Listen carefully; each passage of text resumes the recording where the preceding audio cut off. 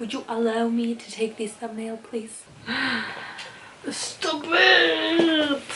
Hello everyone and welcome back to another video. If you're new here, my name is Sofia and nice to meet you. And today we're filming an October TBR.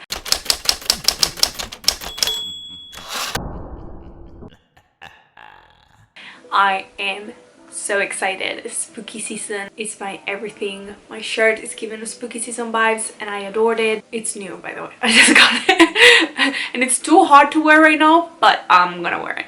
Cause yes, as a Scorpio, spooky season is my everything. I just adore October and November, and also going straight into Christmas after November. Yes.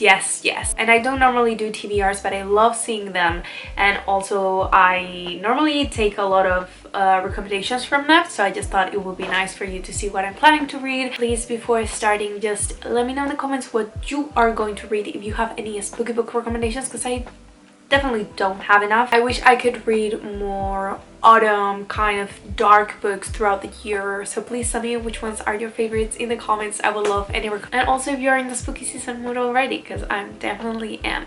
One of the books that I'm most excited about, which is Mexican Gothic by Silvia Moreno Garcia. I bought this book last month and I keep seeing it on other people October's TBR, and it's just making me so excited to read it. This is a YA Gothic classic kind of vibe story. Our main character receives a letter from her newly wed cousin telling her, please come to this mansion that I just moved in because something wrong is going on. So she just goes there, and I guess a lot of things happen in this house. I've heard a lot of people saying it's really creepy and gruesome at some parts, and I just think it's perfect for October. I love classic Gothic book or inspires Gothic books, and I think this one is gonna be really good. It's also pretty short, and I'm just really glad that this book is getting the hype. Another thriller that I have in my pile is Burn Our Bodies Down by Rory Power.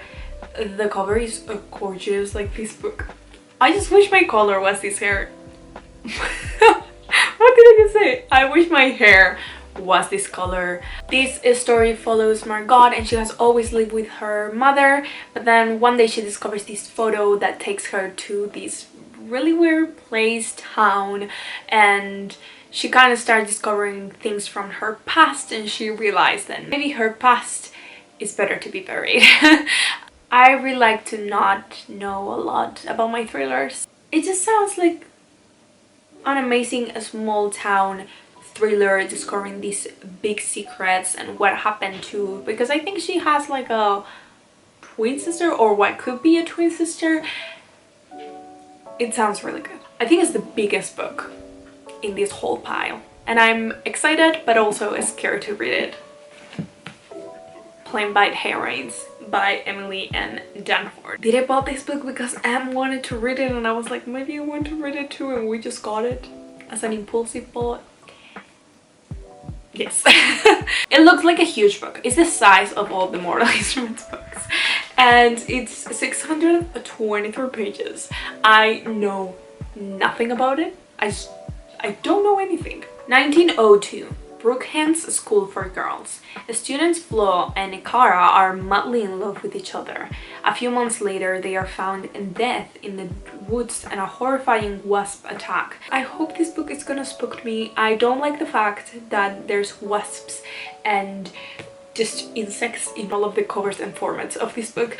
I hate wasps and I hate spiders. Those are like my two top. I cannot do with them. Let's continue. I have Kingdom of the Wicked by Carrie Maniscalco. Why is this on this list? Because it's about witches, and I already started reading it actually, and it's going pretty good. This is a YA story about these two twins that are witches, and one of them is found murdered, so the other girl kind of has to find what happened to her, so she has to ask for help to one of the 7 princes of hell. Yeah, sounds like something that would be really enjoyable. So far, the critics that I've seen from this book are either people love it or people hated it.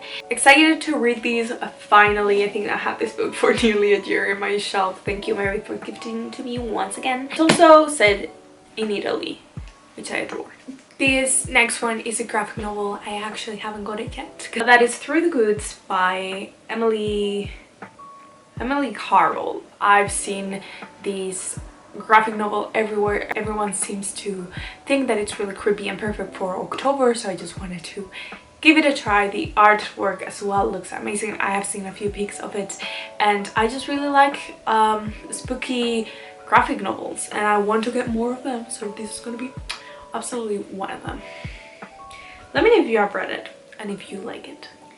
This next book is also because of M and it's totally her fault, and that is The Devil Makes Three by Tori Bobalinu. Sorry if I'm pronouncing that wrong, but let me read you what it is about because I think it sounds amazing. When Tess and Elliot stumble upon an ancient book hidden in a secret tunnel beneath their school library, they accidentally release a devil from his book-bound prison, and he will stop of nothing to stay free. He will manipulate all the ink in the library books to do his bidding. He'll murder in stacks and he will bleed into every inch of Tess' life until his freedom is permanent. Forced to work together, Tess and Elliot have to find a way to retrap the devil before he kills everyone they know and love, including increasingly each other. It sounds amazing. I had no idea what this book was. I need to get it as soon as possible because it sounds really good, like classic YA, which I adore. It also reminds me of Ulysses Moore, which is one of my favorite books when I was a child. Yes, and anything that surrounds library and books, it's an instant yes. I also have some other dark academia books that I'm gonna talk quick because you probably are tired of seeing these two, but that is Neath House by Lee Verdugo and If We Were Billions by M.L. Rio.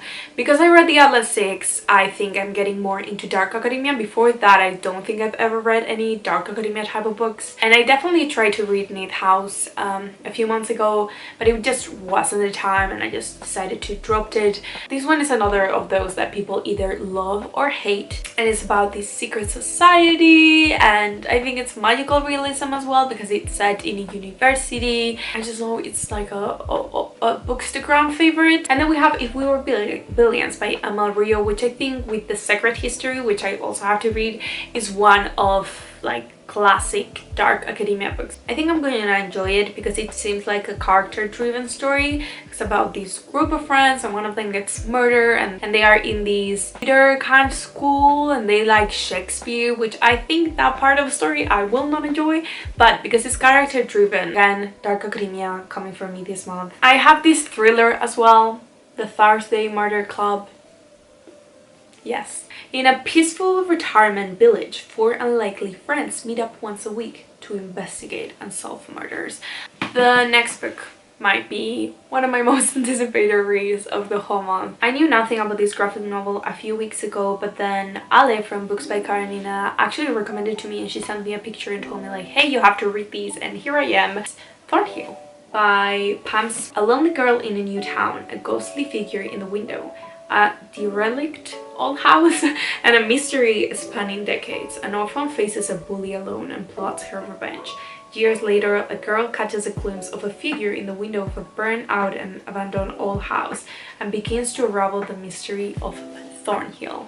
What's special about this graphic novel is that it's not actually, I don't know how to call this type of books, but it also has text in it. And what text explains is not the same as the picture. It's just all black and white and it just looks amazing. Like, it was kind of expensive, but it's worth every penny.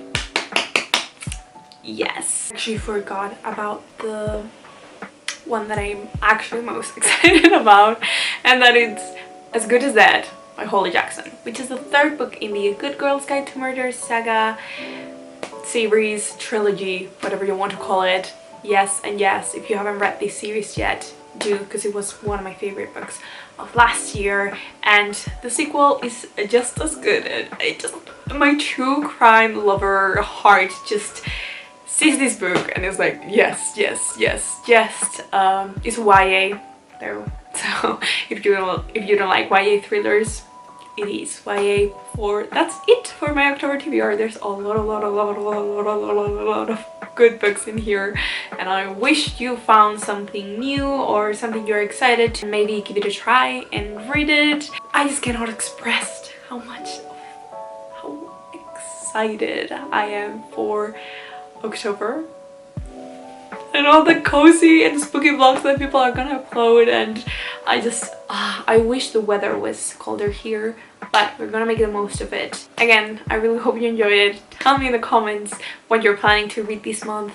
And yeah, if you want to keep updated with my reads, I have a Goodreads, I have a Bookstagram as well where I post daily, and I also have an Etsy shop with the spooky stuff if you're looking for spooky stationery for this month. I love you guys.